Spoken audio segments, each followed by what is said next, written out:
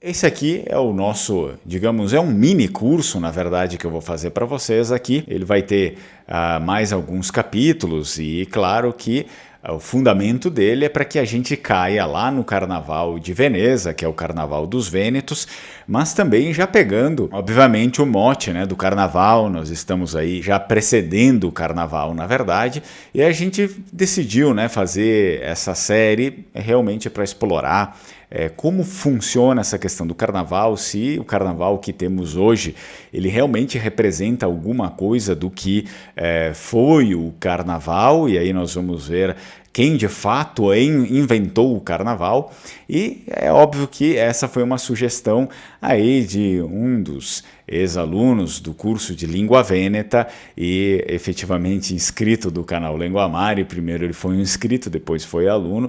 Ele mesmo é que sugeriu essa pauta. E uma pauta, veja, uma pauta importantíssima, belíssima, porque o carnaval, ele sim, ele tem a ver com os vênetos, mas é preciso que a gente enxergue qual foi o propósito do carnaval, quando ele foi criado, e também o resultado dele, né, e o que ele tem a ver. Esse primeiro episódio, nós vamos começar explorando um pouco mais das raízes antigas do que sempre, digamos, apontam como se fosse o início do carnaval, né?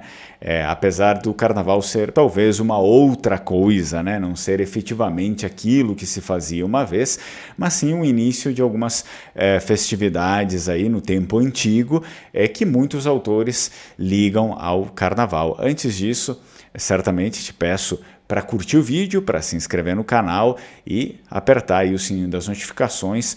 Aproveitando, né, o material a gente disponibiliza aqui, sempre um material de graça, sempre tentamos nos aprofundar, enfim, em diversos aspectos, diversos assuntos, trazer para vocês aí, resumidamente. Então, o seu apoio é necessário para que o canal continue sobrevivendo. Sou Fernando Menegatti, seja bem-vindo.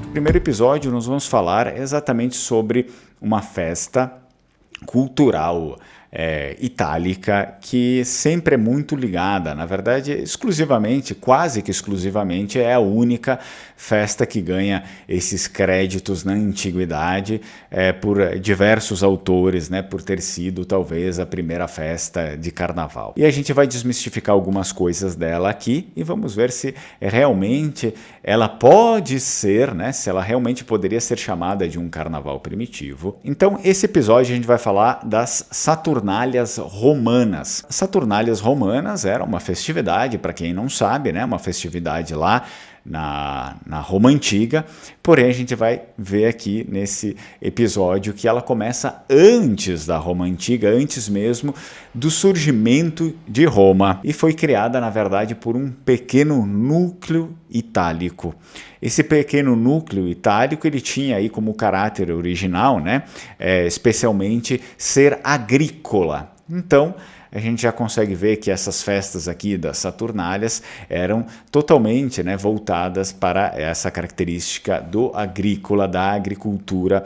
Portanto, eram sempre colonos, ou enfim, eram sempre agricultores, na verdade, né? Uma festividade que é apontada sendo pré-histórica, as Saturnálias. Como atesta aí a tradição erudita da Saturnália através da obra escrita pelo provincial romano Theodosius em 431 a.C., ele já nos diz aí que essa festa é anterior de Roma, né? É anterior ao Império Romano, enfim, aquilo que nós conhecemos como Roma, Roma, uma festa muito mais antiga do que aquilo que as pessoas pensam hoje. Observando esse caráter agrícola das Saturnálias, esse talvez seja o dado mais seguro que nós temos, né, que nós possuímos a respeito das Saturnálias, que efetivamente, de um modo original, era voltado para esse caráter agrícola.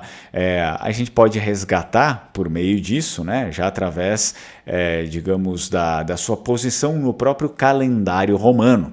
Iniciava-se em 17 de dezembro, após as consuálias, né, de 15 de dezembro, e terminavam em sua forma maior com a inclusão das opálias de 18 de dezembro, finalizando com as larentinálias de 23 de dezembro.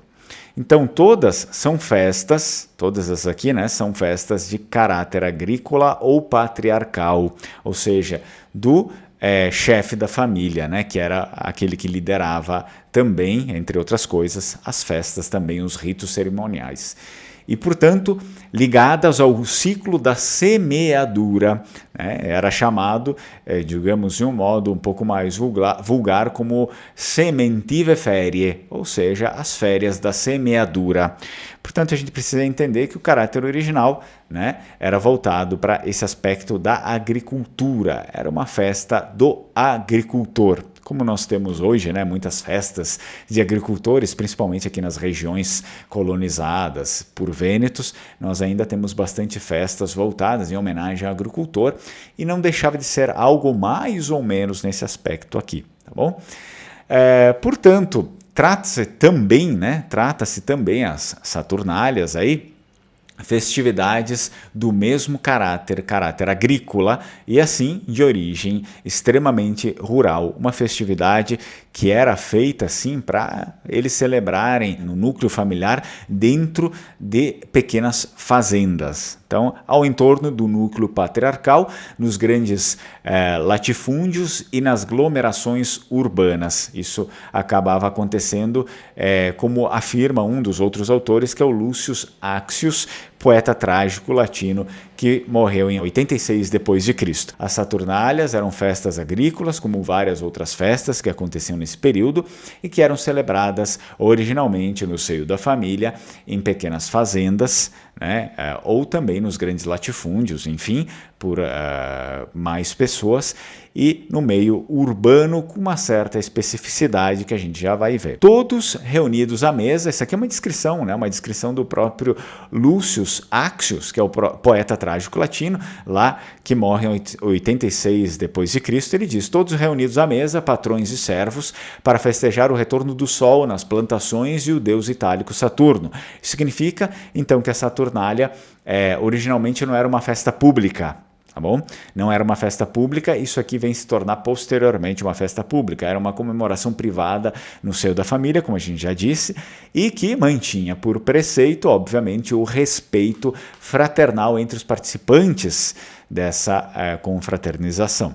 Então, o Lucius Accius, que escreveu também os Análises por volta do século II a.C., não menciona as Saturnálias, o que nos faz concluir que a festividade ainda permanecia muito restrita ao âmbito privado das famílias. Como evento público, a gente já nota na história que ele só veio a se tornar, né, público em época augusta, né? E nessa época do Império Romano, onde em um dia de celebração os senadores ofereciam sacrifícios no templo e a população ia lá prestigiar, né, essa forma de solenidade que eles faziam na época.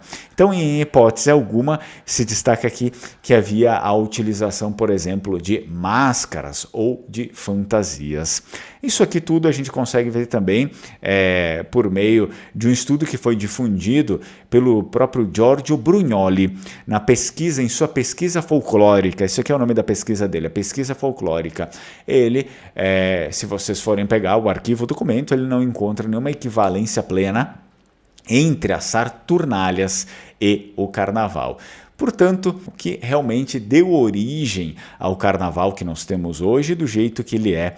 Porque, como vocês acabaram de ver, as Saturnálias originalmente não tinham nada, nem perfil público não tinham, né? Ela tinha um perfil ali familiar entre o grupo da família, onde se podia chamar, né, a pessoa ali, o empregado, ou enfim, o escravo, eles tinham escravos também naquela época, e todo mundo almoçava na mesma mesa, todo mundo, enfim, podia falar, todo mundo podia compartilhar, dar risada ali juntos, mas não tinha esse aspecto, né, das pessoas ficarem, sei lá, seminuas ou ficarem peladas, fazerem orgias, esse tipo de coisa. Não, era uma coisa muito mais fraternal ali no âmbito da família, e o aspecto público ele vem se tornar só séculos depois, e na verdade era uma solenidade muito restrita ali, com os senadores que faziam sacrifícios aos deuses, agradecendo, né, enfim, pela colheita e pedindo que fossem poupados ou livrados de pestes, esse tipo de